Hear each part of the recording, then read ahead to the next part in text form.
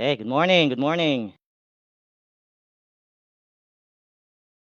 Ito na, discuss na tayo.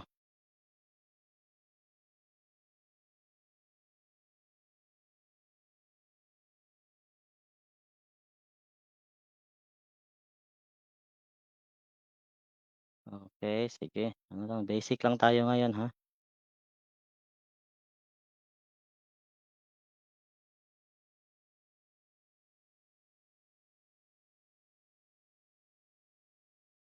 Simula tayo in a minute, sige.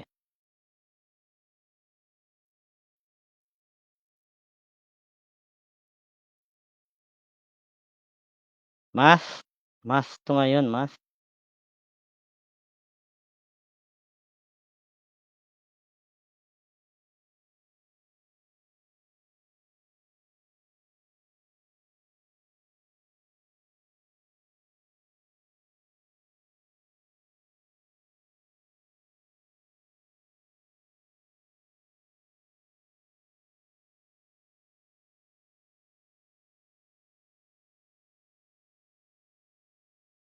Ayan. So, yung mga nilalagay kong mga ano, mga problems dun sa page ko, yan sasagutan niyo yun, ha? Kasi di-discuss natin yung mga yun.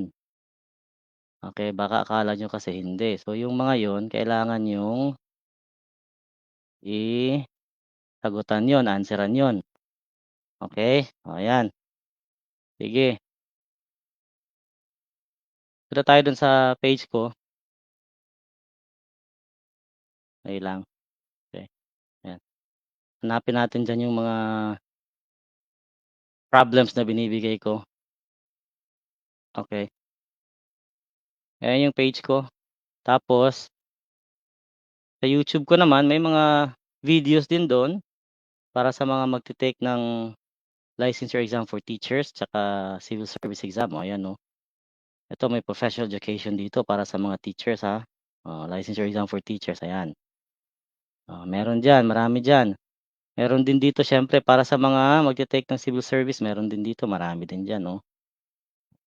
Okey, ito yung YouTube ko, yun lang yung YouTube ko, hanapin niyo lang yung YouTube ko. Okey, so punta tayo dito kasi di-discuss natin yung mga problems na nilalagay, mga math problems na nilalagay ko dito. Baka kasi akala niyo nilalagay lang natin diyan, oh, di-discuss natin yun kasi yung iba nakikita ko ang dami pa ring nahihirapan dito, hindi alam paano gawin, yung mga nagko-comment. Okey, ang daming mga nagko-comment sa mga ano, hindi naman alam kung paano gawin. Oh, kaya di-discuss natin yang mga yan. Okey, so yung mga nanonood, oh, 'di okey na suwerte na kayo diyan, yung mga nanonood. Sige, bahala na yung iba basta mag-ano kayo, mag-review kayo.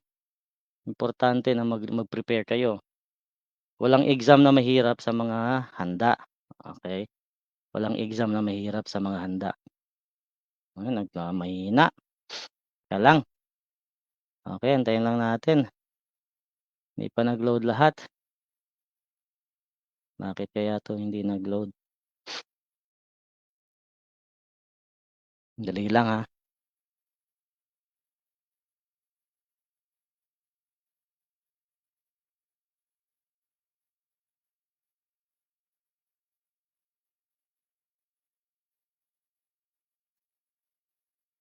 Okey, so ito balik tayo dito. Alright, balikan natin yung mga math problems dito, Maraming sumasagot pero mali-mali naman, hindi alam. Halimbawa ito, oh, nakalagay diyan 8 + 10, dito natin lagay 8 + 10, ano 'yan, 8 + 10 -2 tapos parenthesis 8 - 3, 'yan. Ang dami pa ring hindi nakakaalam paano sagutan 'tong mga ganito. Okey, ayan palakihan natin ng konti baka hindi niyo nakita, 'yan. So ito yung problem, 8 + 10 -2, 8, parenthesis 8 - 3. So, kapag ganito yung mga problems, apply niyo yung PEMDAS. Kaya lang yung iba hindi naiintindihan kung ano yung PEMDAS, alam lang yung meaning, pero hindi alam i-apply. May isa pang nag-comment dun kahapon hindi alam kung PEMDAS daw, PEMDAS ginamit yung PEMDAS hindi naman alam kung paano i-apply 'tong PEMDAS. Paano ba 'to i-apply yung PEMDAS? 'Pag may parenthesis, priority talaga 'yan, una talaga 'yan sa order yung parenthesis. So, ito yung may parenthesis, uunahin natin 'yan. Exponential, wala namang exponent diyan, okey? So, 'pag merong parenthesis unahin mo 'yan, sunod 'pag merong exponents unahin mo rin yung exponents, okey? MD, multiplication division, kung anong mauna, from left to right, kung anong mauna diyan. Galing sa left papunta sa right, kung ano ang nauna. Oh, yung iba kasi inuuna na yung multiplication 'pag nakita 'to, may nakitang parenthesis diyan, uunahin na 'yan. 8 - 3, 5, 2 times 5 didiretso na ng gano'n, mali 'yun. Kasi meron pang division sa nauna, Halimbawa 'yan, example lang 'yan, halimbawa may division dito, oh, unahin mo yung division kasi huli na 'to, eh. From left to right kasi 'yan, okey? Multiplication, division kung ano ang nauna from left to right. Gano'n din sa addition, subtraction kung ano ang nauna from left to right. Oh, kahapon may mga nag-comment mali-mali pa yung sagot, oh. Tapos ipipilit pa yung mali. Okey, okey ipipilit pa yung mali, hindi ka matututo niyan, okey? Oh, paano 'to gawin? So, unahin natin yung parenthesis, ayan. Wala namang exponents, eh, wala namang exponents. So, unahin natin yung parenthesis. 8 - 3, 5, ayan. So, ibaba na lang natin 'to. 8 plus 10 minus 2, ayan, okey? So, meron ng multiplication, so unahin natin yung multiplication kasi nauna ang multiplication. Huli yung addition, subtraction, eh. So, multiplication muna tayo. 2 times 5, 10. Tapos baba natin yung 8 plus 10 minus 2. Wala na pala, sorry, yan. 8 plus 10, yan, oh. So, puwede ka na mag-compute, diretso diretso na yan, oh. 8 plus 10, 18. Minus 10, 18 minus 10 equals 8. So, ibig sabihin yung answer nitong equation na 'to, ito is 8. Oh, nandito yan, Kaya sabi ko sa 'yan, oh, so 8 ang sagot diyan. Kaya ito 'yun, dini-discuss natin ngayon yung mga nilalagay ko ditong mga equations, yung mga problems na nilalagay ko dito. Baka sabihin niyo walang solusyon, may solution 'yan. So, ang answer diyan is 8, 'yan. Oh, klaro 'yan, PEMDAS, left to right, kung anong mauna, 'yun ang uunahin niyo. 'Pag nauna yung division, unahin mo yung division, kung merong nauna, kung ano yung nauna, 'yun ang uunahin mo. Okey, punta tayo sa iba naman, sa next naman tayo. Eto madali lang 'to kasi diretso lang siya, eh. 7 times 5 ka lang diretso kasi nauna yung multiplication. 7 times 5, 35 plus 3, 38 minus 3, 35 lang. So, ang sagot diyan is 35 lang. Diretso na 'yan siya, madali lang 'tong isang 'to. Hanap tayo ng medyo mahirap, 'yan. Pahirapan natin sarili natin. Pahirapan natin sarili natin. Eto meron pa ditong mga ano, mga synonyms, vocabulary, importante 'yan, importante 'yan sa general information sa English, importante. Ito meron pa ditong tingnan natin 'to, sige. So, 20, compute natin 'yan. PMDAS pa rin 'yan, eh. 20 divided by 5, klaro ba? Klaro ba? Hindi. Ano nga natin 'to, 'yan. 20 divided by 5, ayan. So, klaro na, Tapos times 4 plus 1, tama, 'di ba? Times 4 plus 1. Madali lang din 'to kasi diretso lang siya, eh. May division, unahin mo yung division. From left to right, MDAS, yung PMDAS from left to right 'yun. So, itong division tsaka multiplication, nauna yung division, unahin mo 'yan. Unahin mo 'tong dalawang 'to. 20 divided by 5, 4. Baba mo na 'tong times 4 plus 1. Diretso na 'yan. 4 times 4, 8 plus 1. 8 plus 1, 9. So, ang sagot dito sa equation na 'to is 9. May mga sumagot naman dito. 17, teka lang, mali. Bakit mali? 20, tama ba yung nilagay ko? Multiplication pala 'to. Ano ba 'yan? Akala ko plus. So, 16 pala 'to. Naduduling na ako. multiplication pala 'to, akala ko addition, 'di ba? 'Yun, oh, kita mo, times 4 pala 'yan, oh, times 4. So, 16 plus 1, oh, akala ko addition, 'di ba, nagkamali pa tayo do'n sa ano, 16, eto 1 pala 'to, kita na ano na ako, naduduling na talaga ako. 16 plus 1, ayun, 17. Okey, oh, diretso na kasi 'yan. Nauna kasi yung division, tapos multiplication, tapos addition, so PMDAS. Okey, gano'n lang, oh. Huwag kayong magpapalito sa mga ano, nalito nga ako, naduling ako dito, oh. Okey, so 'yun, so 17 'to. Oh, tama naman 'tong, sagot dito, 17. Okey, 17 'yan, 17. Oh, diretso lang kasi 'yan, ba't may ibang sumagot dito kahapon, may sumagot na 2. May nakita akong sagot dito kahapon na 2, eh. Paano niyo kinuha yung 2 do'n? Siguro gumamit ka ng calculator, calculator. Ibang binigay na sagot. Eto pa, oh, may equation pa dito. Oh, may sumagot ng 18. So, tingnan natin, ayan, so, oh, yung mga equations dito na nilalagay ko sa Facebook page ko, sasagutan niyo 'yan kasi i-di-discuss ko 'yang mga 'yan. Okey, di-discuss natin 'yan. 180 divided by 10, tapos open close parenthesis, 2 divided by 2. Oh, madali lang 'to, may parenthesis, so unahin natin yung parenthesis, ha. Oh, ay, nakalimutan ko na naman yung 2. PM-DAS tayo, so 2 divided by 2, 1. Ayan, so 180, baba natin 'yan, divided by 10, oh. So, left to right. Left to right ka dapat, ha, diretso ka left to right kasi gano'n din naman ang bagsak dito, eh. Oh, gano'n bagsak diyan. So, left to right ka, ha. So, 180 divided by 10. So, 18, 'di ba? 18 ang sagot niyan. Times 1, oh, gano'n din, 18 din. Oh, 18 times 1, 18 pa rin ang sagot. So, 18 ang tamang sagot. Kahit idiretso mo na 'yan man 'yan, eh, gano'n din 'yan, 10 times 1. Pero PMDAS ka pa rin. Okey, so 18 ang tamang sagot diyan, 18. Oh, may tumama naman dito. Ilan ba yung sumagot dito? 18, ayan, very good. Okey, so may tama. Dami kasing sumasagot na mali. Eto maganda 'to, maganda 'to. Ayan, oh, may mga sumagot dito, 'yan, may sumagot. Sige, tira natin 'to. Oh, may mga nalito ba dito? Marami siguro, ano? Maraming nalito, 5 plus 5, 5 tapos 50, 'yan. Sige, ha, sige, discuss natin. 5, 5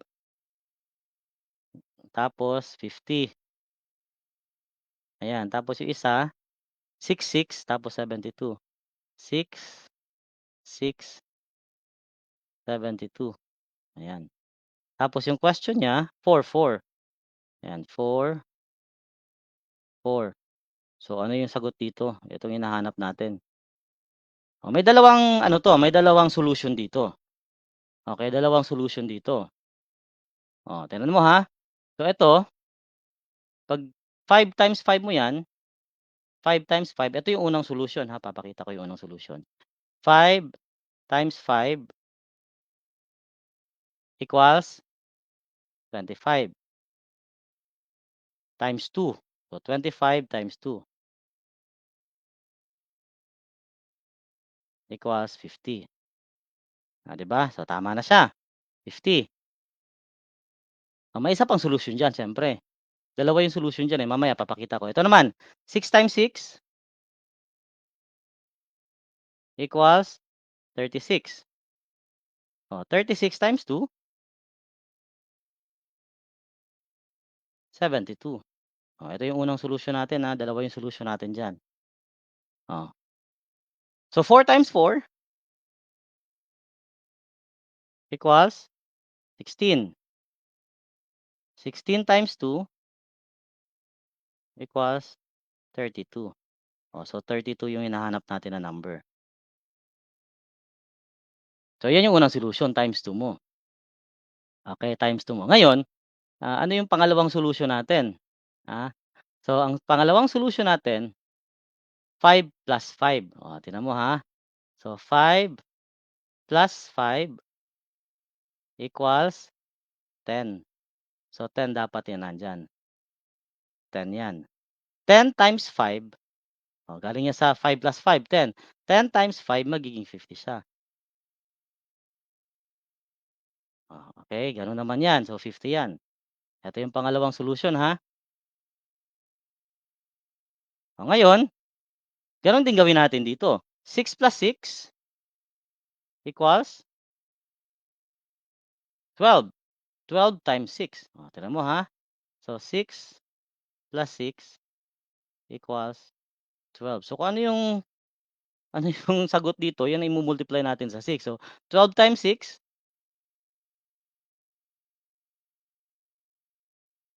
anong sagot diyan? 72, 'di ba? Kita niyo, so, pareho pa rin siya ng labas. Gano'n pa rin ang labas niyan. So, ito gano'n din. 4 ay sorry, ano ba 'to, 6 plus 6. 4 plus 4 = 8. Sige, isa-isahin natin. 4 plus 4 = 8. 8 times 4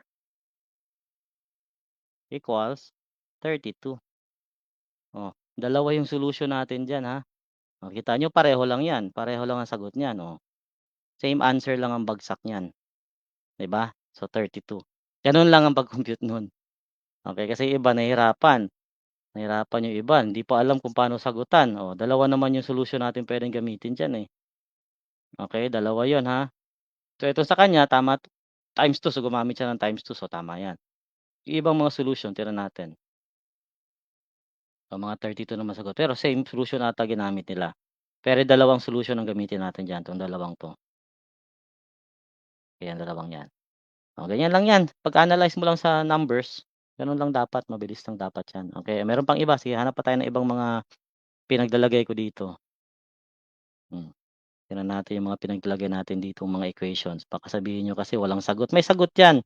So, ito madali lang 'to kasi may multiplication, unahin natin yung multiplication, 'di ba? 4 times 4, 8. 4 times 4, 16.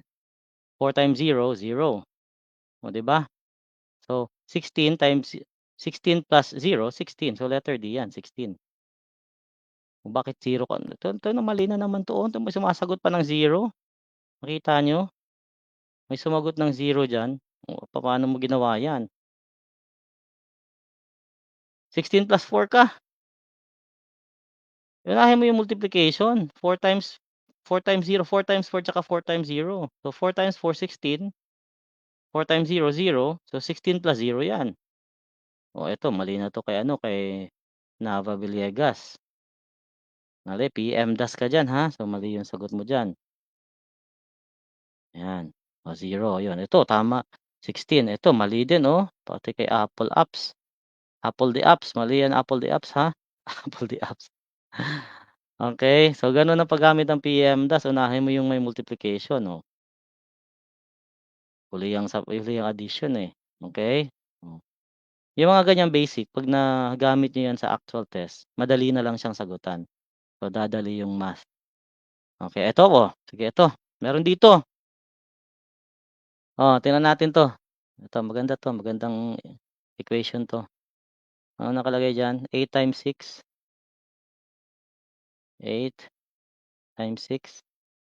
tama ba? Plus 8 times 6, plus 8 times 6 over, ano 'yun, 6 plus 6. Meron ditong exponent pala na nilagay ko, eh. May 6 pala, nalilito tuloy ako diyan, 6 'yan. May exponent ako dito na ano, na nalagay, mamaya hanapin natin yung may exponent do'n tapos i-compute natin, para matutunan niyo paano gawin yung may mga exponents, ayan, okey? Si Vams, eto pala si Vams, LPT, si Vams Glicerio Ferrera Magbago III. Ang haba ng pangalan, 'di ba? Haba ng pangalan. Ayoko ng mahabang pangalan, nakakapagod magsulat 'yan 'pag may exam. May exam. Nakakapagod magsulat 'yan 'pag may exam. LPT na 'to siya, pasado na 'to ng licensure exam. Ayan, hello Maricel, ayan nandiyan si Maricel Lebrando Deliarte, si Rene Reyes, ayan nandito si Rene, nanonood si Rene, okey, sige.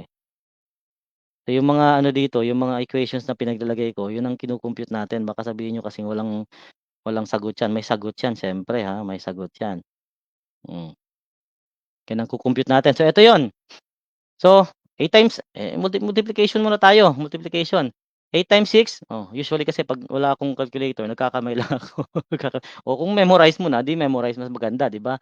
8 times 6 ganun lang 'yan, 8, 3, 6 ayan, 'di ba?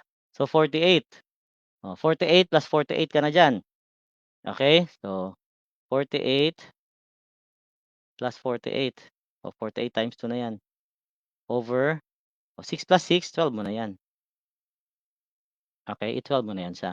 So 48 plus 48 ang labas niyan, okey, 16, 6, 96 over 12 or puwede natin 'tong i-ano, i-lowest term, 'di ba?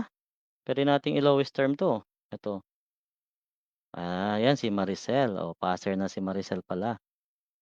Passer na si Maricel. Ayan si Mark E. Gloria, estudyante ko 'to sa IELTS, pasado na 'to sa IELTS si Mark, eh. Hmm.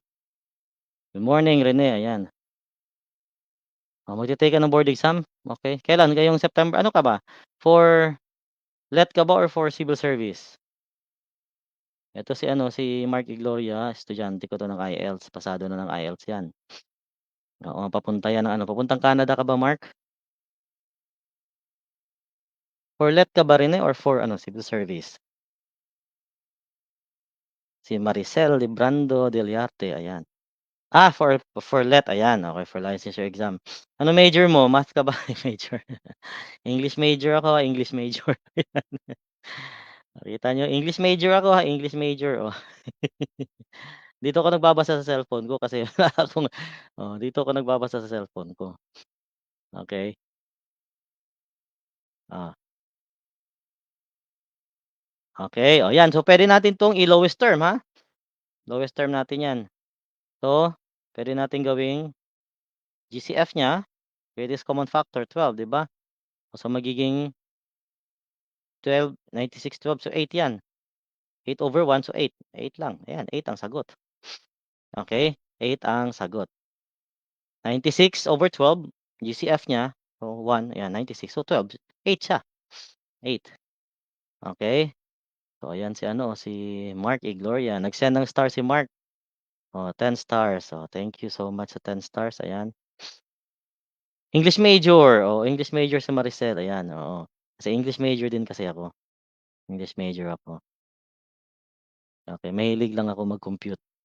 English major, mahilig mag-compute. Okey. Okey, English major din ako, English major, okey. Alright, okey sige. Pero, civil service professional passer din ako, 'yan, nung 2012. May 27, 2012, civil service professional. Tapos licensure exam for teachers passer din ako last year. Puro one take lang, puro one take lang 'yan, okey, one take lang 'yan. Practice lang, kayang-kaya i-one take 'yan, practice lang. Ako nga, 'di ba, nung nag-take ako ng civil service hindi pa ako nag-review, diretso take. Diretso take, walang review-review kasi busy sa trabaho, hmm. Pasado kaagad, one take lang.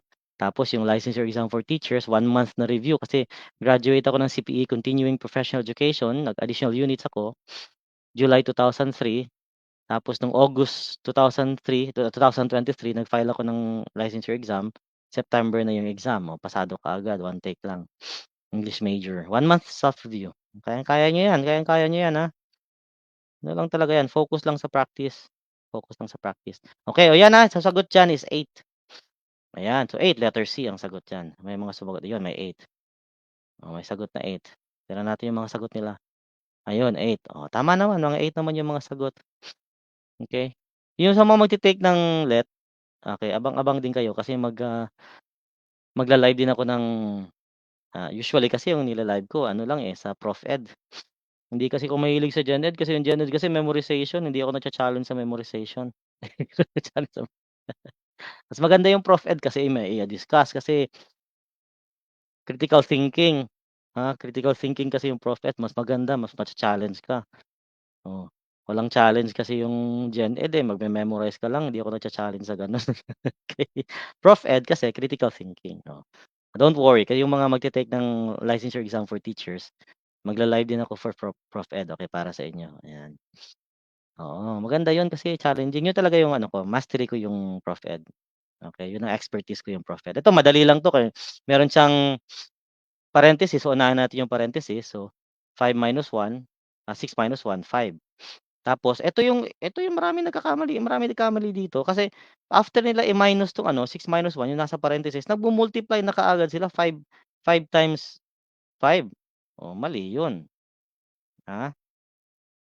Mali yung magmu-multiply ka diyan kasi may division pang nauna, eh. MDAS tayo, eh, okey? Oh, tandaan niyo, ha, PEMDAS kasi tayo. So, hindi ka dapat muna 6 - 1, 5 tapos nag 5 times 5 ka na kaagad. Kaya yung iba ang sagot 2. Hindi, kasi may division pa, eh. Whichever comes first kasi 'yan from left to right. Eh, nauna yung division, unahin mo yung division bago ka mag-multiplication. Ang daming naligwak dito. So, ganyan, so 5 'yan. So, 5 times 5 'yan nandiyan. So, 6 - 1, 5. So, 50 divided by 5, ayun, unahin mo 'yan. So, 10. 10 times 5. Oh, kasi 5 na 'yang sagot diyan, eh. Tapos ng division may multiplication ka na. So, 10 times 5. So, 50 siya. 50 ang sagot niyan. Letter B, 50, ayan. Oh, ito sige papakita ko na nga yung computation kasi marami pa ring nalilito dito. Bihira kayo, ay bihira kayo. Bihira kayo, nalilito pa kayo diyan, ha. Yan, divided by 5 tapos 6 - 1. Nalilito pa kayo diyan, ha. O unahin natin 'to, okey? So, 6 - 1, 5. Baba natin 'to, 50 divided by 5. Oh, left to right ka na, kasi wala ng parenthesis, eh. Walang parenthesis, walang exponents, o walang exponential, oh, 'di ba? So, left to right ka na, mauna yung division, unahin mo yung division. Yung iba kasi inuuna 'to, 5 times 5, mali yun. 'Pag nag-PMDAS ka, yung MDAS dun, yung MD dun, multiplication, division, whichever comes first, kung ano yung mauna from left to right. Eh, nauna yung division, unahin mo 'to. Oh, 5 divided by 10, 50 divided by 5, 10. Oh, tsaka ka mag-multiplication. Oh, 10 times 5 equals 50. Oh, so 50 yung sagot diyan. Okey, ayun letter B. Daming sumagot ng 2 dito, naligwak. Tingnan natin 'yan, may mga sumagot na 2 diyan, 50 ayan ito tama 'to, ha. Oh, tama 'yan, ganyan ang computation. Ayun, very good. Ayun, may sumagot na 2, may sumagot na 2, tama. So, inuuna kasi nila yung ano, eh, nag-multiply muna sila bago sila nag-divide, eh, nauna yung division. Mali 'yan. Oh, mali 'yan, kaya kayo naliligwak, eh. Ito meron dito, ito na-discuss ko na pala 'to, 'yan na-discuss na, tapos ko na 'yan na-discuss. Okey, wala na ba? Ayun na, diniscuss lang natin 'to, madali na 'to, meron siya, 6 - 6, 0. So, 0 na siya, unahin natin yung multiplication, 4 times 0, 0, so 5 lang siya. 5 lang, ayun tama, 5. 5 lang, mabilis lang 'yan. Okey, yun lang, meron tayong English dito, yung mga English major, ayan. Oh, eto pa, unahin natin yung 2 times 2, 4, tapos 2 plus 4, 2 plus 4, 6, minus 0, 6 pa rin, 6 divided, so 3 siya. Dapat 3 na 'yan, ayun 3, very good, 3 'yan, Gano'n lang kabilis mag-compute kahit hindi mo na compute sa kamay mo, tingnan mo na lang 'pag nag-compute ka makukuha mo na 'yung sagot niyan, 'di ba? 'Pag sanay ka lang mag-ano, sanay ka lang order of operations. Okey, 'pag sanay ka mag-order of operations. Ayan, 'yun diniscuss ko lang. Lahat ng mga nilalagay ko dito, sagutan niyo, 'Pag naglagay ako diyan na comment your answer, mag-comment kayo sa answer niyo kasi di-discuss natin 'yan lahat. Okey, di-discuss ko talaga lahat 'yan. Titingnan natin 'yung mga computations niyo kung tama, 'di ba ang daming maling computations? Sa basic nagkakamali pa sa basic, 'di ba? So, dapat hindi na kayo magkamali diyan, basic. Okey? So, abang-abang yung mga iba diyan, lalo na yung mga licensure exam for teachers kasi mag-aano din ako, magla-live ako ng professional education. Prof Ed lang hindi ako nacha-challenge sa Gen Ed, memorization yung Gen Ed, pangit yun. Pangit yun. Hindi mo mag-memorize lang kayo, Yung Gen Ed kayo ng bahala diyan, 20% lang naman yung Gen Ed sa BS Ed, eh. Okey, sa elementary education naman 40%, yung professional education 60% yun sa elementary, 40% yun sa secondary, mas mataas. Mababa lang yung percentage ng general education kasi memorization lang siya. magme-memorize lang kayo kaya madali lang 'yun, ha, madali lang sagutan 'yun. Okey, o sige, so next ulit tayo, ha. Abang-abang lang kayo, magpo-post lang naman ako ng live, eh, kung kailan ako magla-live. Pero magpo-post pa rin ako diyan ng mga dapat niyong sagutan. Okey, so sumagot kayo, lagay niyo yung answers niyo, comment niyo yung answers niyo. Okey, so para hindi kayo mahirapan. So yung math, hindi na kayo mahihirapan yan 'pag nag-take kayo sa actual, hindi na kayo mahihirapan, ha. Mga licensure exam for teachers saka mga civil service, ha. Oh, hindi na kayo mahihirapan sa math kapag alam niyo na yung basic. Okey, oh, sige. Thank you so much guys. So next time ulit tayo, okey? Alright, sige. Bye-bye, bye-bye.